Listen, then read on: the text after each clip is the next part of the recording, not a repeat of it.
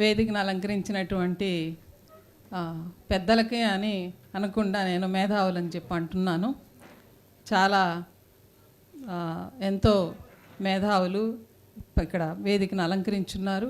అదేవిధంగా వేదిక కింద ఉన్నటువంటి వాళ్ళు కూడా అందరూ నాకు తెలిసి అడ్వకేట్స్ లాగున్నారు. మీరు ఇంకా ఎంతో మేధావులు. ఇక్కడ ఇంతమంది మేధావుల తోటి ఇక్కడ కూర్చోగలగడం నా అదృష్టంగా నేను భావిస్తున్నాను. నేను వసుంధర. ఇటువంటి అవకాశం నాకు కల్పించినటువంటి ఆంధ్రప్రదేశ్ అడ్వకేట్స్ ఫోరంకి, ముఖ్యంగా నన్ను ఈ సమావేశానికి ఆహ్వానించాలి ఒక మహిళను కూడా అని అనుకున్నటువంటి నా మనోహర్ రెడ్డి సార్కి ముందుగా నా ధన్యవాదాలు తెలుపుతూ, ఇక్కడ వాస్తవంగా చెప్పాలి అంటే మానవ హక్కుల పరిరక్షణలో న్యాయవాదుల పాత్ర అని చెప్పేసి ఇక్కడ సబ్జెక్ట్ ఉంది.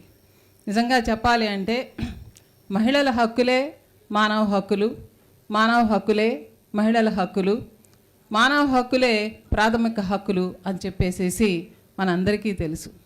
నేను ఇక్కడ చెప్పాలనుకున్నది, నా మనసులో ఉన్నది ఒక శ్లోకంతో స్టార్ట్ చేయాలనుకుంటున్నాను.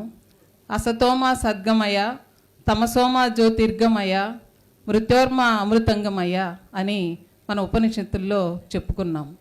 కాలాలు మారిన, ఇది ఎప్పుడో క్రీస్తు పూర్వంకి ఉన్నటువంటి ఉపనిషత్తుల్లో కాలాలు మారిన ఆ 3 పదాలు మాత్రం మారలేదు.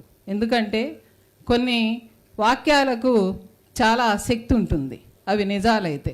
ఇక్కడ ఒక అసత్యం నుంచి సత్యం వైపుకి, ఒక చీకటి నుంచి వెలుగు వైపుకి, అసత్యం నుంచి సత్యం వైపుకి, ఒక మరణం నుంచి అమరత్వం వైపుకి వెళ్ళాలనేది ఈ సామెత యొక్క అర్థం.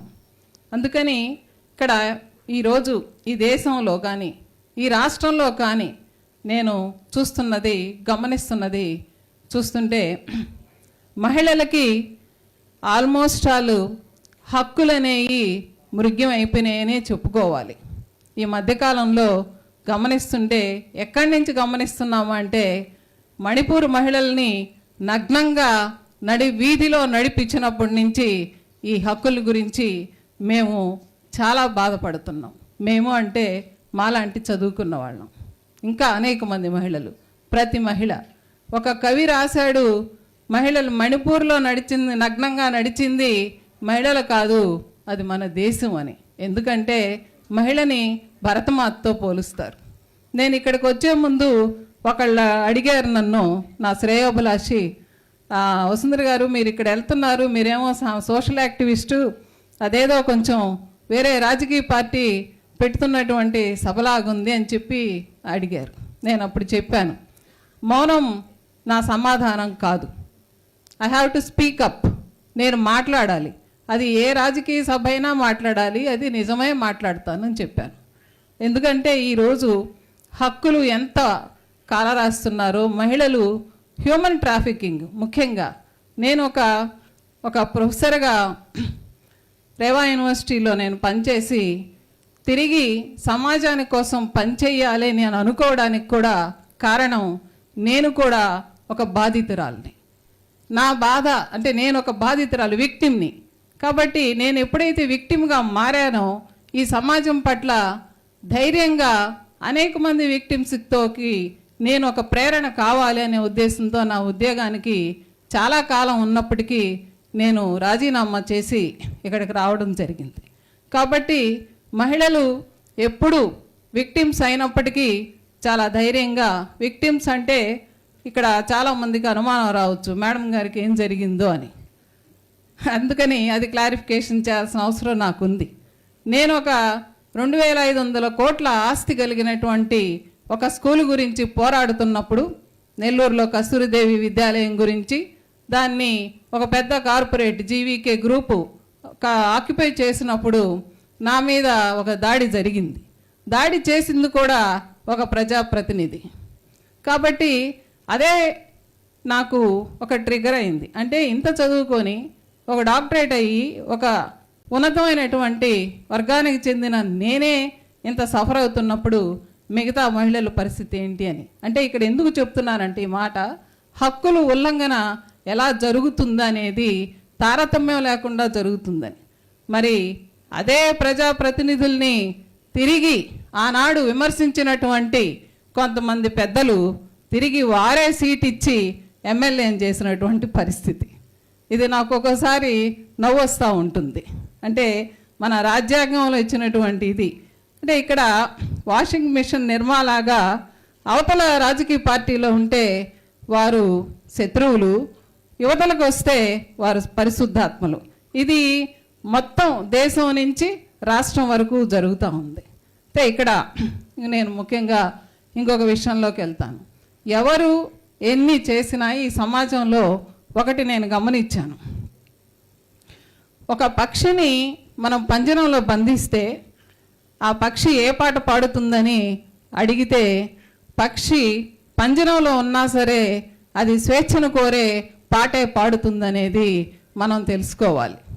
ఎందుకనంటే పక్షిని పంజరంలో బంధించినంత మాత్రాన బంధించేటువంటి పాట పాడదు. కాబట్టి హక్కుల ఉల్లంఘన ఎంత జరిగితే, ప్రజలు ఎంత ఒత్తిడికి గురైతే ఖచ్చితంగా తమ హక్కుల కోసం ఖచ్చితంగా వాళ్ళు పోరాడతారు.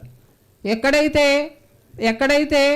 మనల్ని ఒత్తిడి, ఎక్కడైతే మనల్ని అణిచివేత స్టార్ట్ అవుతుందో ఆ అణిచివేత నుంచే ఒక మార్పు అనేది స్టార్ట్ అవుతుంది.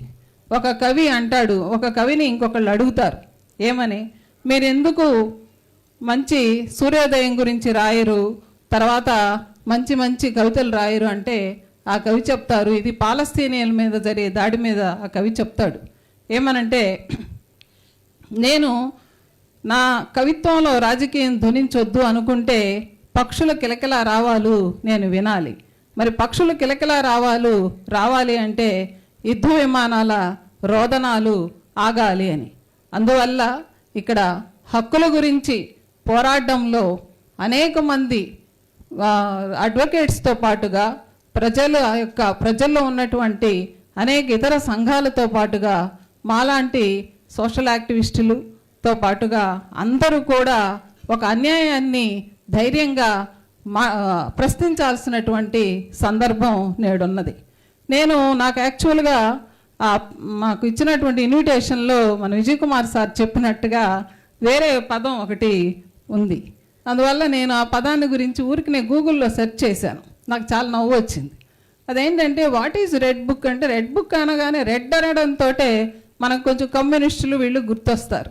ఇదేమన్నా దాస్ క్యాపిటల్కి ఏమన్నా వేరే పేరు ఏమన్నా పెట్టారా, మార్క్స్ ఎంగెల్స్ రాసినటువంటి దాస్ క్యాపిటల్కి అని చెప్పి చూస్తే నాకు చాలా విచిత్రమైనటువంటి ఆన్సర్ దొరికింది. ఏంటంటే రెడ్ బుక్ అనేది ఒకటి ఉంది, దాన్ని సిజి జంగ్ అని గుస్తావ్ జంగ్ అని ఒక ఆయన స్విస్ మానసికవేత్త 1913 నుంచి 17 వరకు రాశాడు ఆ బుక్, ఒక డైరీ లాగా.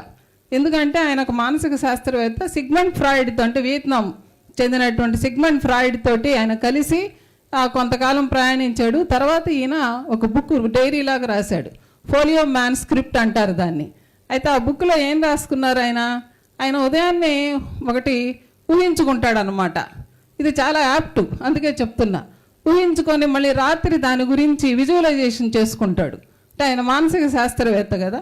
తర్వాత పొద్దున్నే చీకటితో లేచి పొద్దున అనుకున్నది ఆ ఫ్యాంటసీని రాత్రి విజువలైజ్ చేసుకునింది ఆ డైరీలో రాసుకుంటాడు.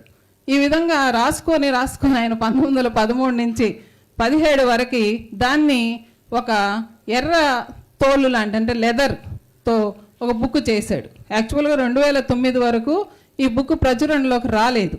తర్వాత ఎవరో ఒకళ్ళు సందసాని అని ఒక బ్రిటిష్ యూకే ఆయన దాన్ని కొంచెం సంకలనం చేశాడు. ఈ డైరీ ఇది యాక్చువల్గా నాకు అనిపించింది, ఇప్పుడు జరుగుతున్నటువంటి పరిస్థితులకి ఈ సిజి జంగ్ తన యొక్క మానసిక వ్యాకులతకి, అంటే అదంతా కొంచెం చూడాలి అంటే ఒక పిచ్చి పుస్తకం అనే చెప్పాలి. దాన్ని కొత్త పుస్తకం అని కూడా అంటారు అనమాట. దానికి ఇంకొక పేరు పిచ్చి పుస్తకం అని ఆయనే చెప్పుకున్నాడు. ఎవరు, సిజి జంగే చెప్పుకున్నాడు. ఇది పిచ్చి పుస్తకం, ఇది మామూలు పైన చూసేవాళ్ళకి ఇది పిచ్చి పుస్తకం అన్నాడు.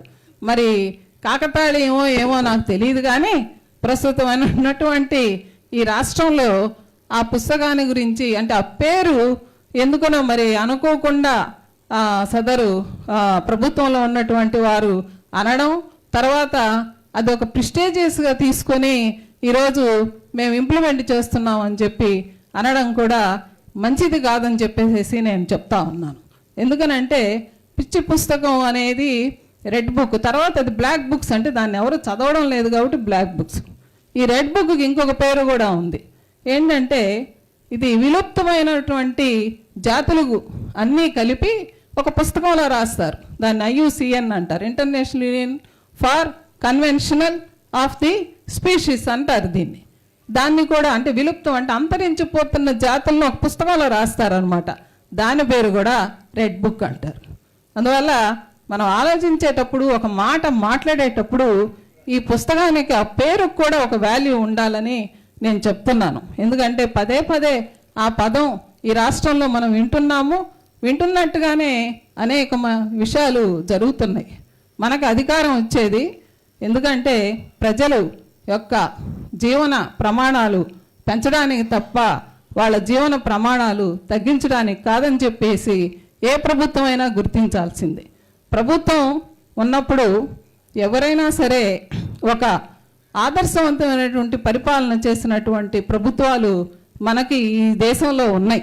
ఒక్కొక్క ప్రభుత్వం 25 ఏళ్ళు 30 ఏళ్ళు కూడా మనకి జరిగినటువంటి ముఖ్యమంత్రులుగా ఉన్నటువంటి చరిత్ర మన దేశంలో ఉన్నది. కానీ విచిత్రంగా ఆంధ్రప్రదేశ్లో 180 అంటే ఒక సంవత్సరంలో మేము చూస్తున్నాము. నాకు ఒక అమ్మాయి ఫోన్ చేసింది, ఈ సందర్భంగా ఇది కూడా చెప్పాలి. ఒక 3 రోజుల క్రితం ఫోన్ చేసి, మేడం నేను చాలా భయపడుతున్నాను. ఏంటి నాకు ఒక ప్రజాప్రతినిధి దగ్గర నుంచి వాళ్ళ మనుషుల నుంచి ఒక కాల్ వస్తూ ఉంది.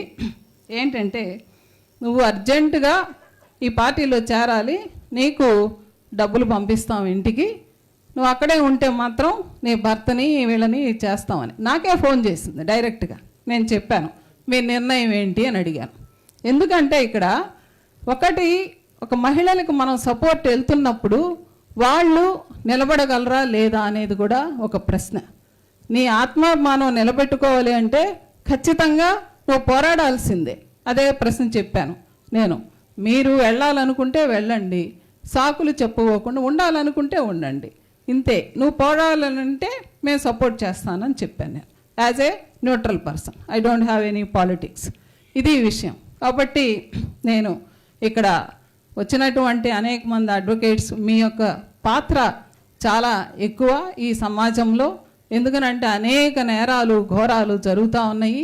దాన్ని మొన్న చెప్పాలి అంటే నారాయణవనంలో ఒక మహిళని చెట్టు కట్టేసేసి కొట్టి, ఒక చిన్న బిడ్డ 5 ఏళ్ల బిడ్డ పక్కనే తల్లిని కొట్టడంతో పాటుగా ఆవిడ మొహం మీద కాండ్రించి ఉమ్మేస్తున్నారు.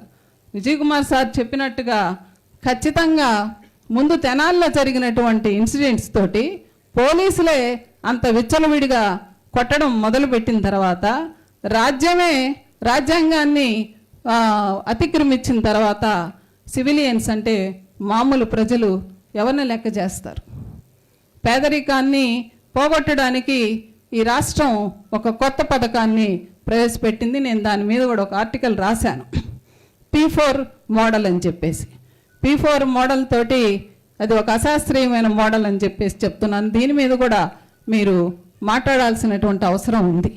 ఈ రాష్ట్రంలో కానీ దేశంలో కానీ పేదరికాన్ని పోగొట్టాలి అంటే ప్రజల యొక్క తలసరి ఆదాయం పెంచాల్సిందే తప్ప పేదల బ్రతుకులు తీసుకెళ్ళి ఒక CSR కార్పొరేట్ సోషల్ రెస్పాన్సిబిలిటీ అంటే ధనవంతుల దగ్గర వారి ఆత్మాభిమానాన్ని తాకట్టు పెట్టడం ఎంతవరకు కరెక్ట్ అని చెప్పేసి నేను రాశాను. నేను ఖచ్చితంగా రాశాను దాన్ని. ఎందుకనంటే పేదలకి సహాయం చేయడం అనేది ఈరోజు కొత్తగా వీరు కనిపెట్టింది కాదు. ఇది మన భూమి పుట్టినప్పటి నుంచి ఒక ఊరిలో ఒక భూస్వామి ఉండొచ్చు, లేదంటే సంపద కలిగిన వాళ్ళు పేదలకి బాగా చదువుకుంటే వాళ్ళకి దానాలు చేయడం, ధర్మాలు చేయడం అనేది మొదటి నుంచి ఉంది. దాన్ని ఒక రాష్ట్ర కార్యక్రమంగా మార్చడం అనేది ఒక సోషల్ యాక్టివిస్ట్గా నేను తీవ్రంగా వ్యతిరేకిస్తున్నాను. ఎందుకనంటే ఇది పేద ప్రజల ఆత్మాభిమానాన్ని దెబ్బతీయడం తప్ప వేరేది కాదు. కాబట్టి ఇటువంటి ఫండమెంటల్ అంటే ఏదైతే మన జీవన ప్రమాణాలు పెంచాల్సినటువంటి దీన్ని ఒక శాస్త్రీయమైన పద్ధతిలో అధ్యయనం చేయకుండా ఏదో నోటుకొచ్చేసినట్టుగా శాస్త్రీయమైనట్టుగా కంటి తుడుపు చర్యలుగా చేయడాన్ని కూడా మీరు అడ్వకేట్స్గా మీలాంటి మేధావులు ప్రశ్నించాలని, మీ ప్రశ్నలకు తోడు మాలాంటి వాళ్ళు కూడా మీకు తోడుగా నిలబడతామని చెప్పేసి కూడా నేను ఈ సందర్భంగా చెప్తున్నాను. ఇక ఈరోజు మహిళల పరిస్థితి ఈ రాష్ట్రంలో కానీ ఈ దేశంలో కానీ ఎలా ఉందంటే 2 పదాలు చెప్తాను నేను. ఎందుకే మల్లెపువ్వా నవ్వుతావు, ఎందుకే మల్లెపువ్వా త్రుళ్ళుతావు, చిరుగాలి వీచిందనే విరి జల్లు కురిసిందనే, జాలి లేని జనావళి జపమని తపమని మీ తలలెన్నో తుంచుతారు, వినరారు కనరారు మీ ఆవేదన మీ ఆక్రందన. ఇది నేటి పరిస్థితి స్థూలంగా చెప్పాలి అంటే. ఎందుకనంటే ఒక పాపని ముచ్చుమరిలో 6 నెలలుగా కొంతమంది ఆడపిల్లలు ఈరోజు ఎంత ఫ్రెగైల్గా ఉన్నాయంటే వాళ్ళ జీవితాలు ఒక అకృత్యానికి గురైన తర్వాత వారి మానసిక పరిస్థితి ఎలా ఉంటుందో ఖచ్చితంగా ఆడ జన్మ ఎత్తిన ప్రతి ఆడపిల్లకి తెలుస్తుంది. అలాంటిది 6 నెలలు బెదిరించి అదిరించి పెట్టి ఆ అమ్మాయికి ప్రెగ్నెన్సీ వస్తే ఆ బిడ్డకు తండ్రి ఎవరో తెలియనటువంటి ఘోరమైనటువంటి మానవ హక్కుల ఉల్లంఘన పరిస్థితుల్లో మనం ఈరోజు బ్రతుకుతున్నాము. అందరం సిగ్గుతో తలదించుకోవాల్సిన పరిస్థితి. ఇది కాకుండా వేరే వేరే మాటలు మాట్లాడుకుంటే చెల్లదు. కాబట్టి ఈ రాష్ట్రంలో 164 సీట్లతో వచ్చినటువంటి ఈ కొత్త ప్రభుత్వంలో ఉన్నటువంటి అనేక మంది మంత్రులు ఎక్కడైనా సరే ఈ విషయం కూడా నేను చెప్పాలనుకుంటున్నాను. ఏ ప్రభుత్వాలు అయినా సరే ఆ ప్రభుత్వాధినేతల యొక్క ఆలోచనలకు అనుగుణంగానే మిగతా వాళ్ళు పనిచేయాల్సి వస్తుంది. ఇది నేను కాదన్ను. కానీ ఒక బాధ్యత మనకి ఇచ్చినప్పుడు ఎవరైనా సరే, ఆ ముఖ్యమంత్రి గారైనా ఎవరైనా సరే, ఆ బాధ్యతని మనం ఎలా నెరవేర్చాలి అంటే ఇచ్చిన బాధ్యత కంటే ఇచ్చినటువంటి వాళ్లకు మంచి పేరు వచ్చేటట్టుగా చేస్తే ఎవరు కూడా మీరు ఎందుకు ఈ పని చేశారని చెప్పి అనరు. కానీ ఈరోజు సమాజంలో జరుగుతున్న పరిస్థితి ఏంటో తెలుసా అండి? అలా కాదు. ఏంటంటే ప్రత్యర్థుల్ని మనం హింస పెడితేనో లేకపోతే ప్రత్యర్థుల్ని మనం అవమానపరిస్తేనో లేదంటే హక్కుల ఉల్లంఘన చేస్తేనో సంతోషపడతారు అని అనుకోవడంలోనే మన యొక్క ఒక బానిస మనస్తత్వం తేటతెల్లం అవుతుంది. కాబట్టి అలెక్స్ హేలీ 7 తరాల నవల ఎప్పుడో రాశారు ఆఫ్రికన్ వాళ్ళ యొక్క బానిసత్వం గురించి. అంటే ఇంకా కూడా అలెక్స్ హేలీ యొక్క రూట్స్ అంటే 7 తరాలు అనేటువంటి సిస్టము టాప్ టు బాటమ్ ఈరోజు జరుగుతుంది. కాబట్టి ఇప్పుడు నేను చెప్పేది ఏంటంటే ఎవరైనా సరే అధికారంలో ఉన్న వాళ్ళైనా అధికారం లేని వాళ్ళైనా సరే మనకి ఇచ్చినటువంటి ఒక పనిని ప్రతిభావంతంగా మనం చేయగలిగితే వాళ్ళు కూడా సంతోషపడతారు. అంతేగాని వాళ్ళకు అనుగుణంగా చేయాల్సినటువంటి అవసరం లేదు. ఒకవేళ చేయాల్సిన పని అన్యాయం అయిందైతే మనం దాన్ని ఖచ్చితంగా ఎదిరించాల్సిన అవసరం ఉంది. ఎందుకంటే మనకంటే మన ఆత్మాభిమానం కంటే మన దీనికంటే కూడా ఎక్కువ ఏది కాదు. కాబట్టి నాకు ఈ అవకాశం ఇచ్చినటువంటి ఈ పెద్దలకి మరొకసారి ధన్యవాదాలు తెలుపుకుంటూ thank you. We have to speak up, so raise our voice and stand by that voice. Thank you very much.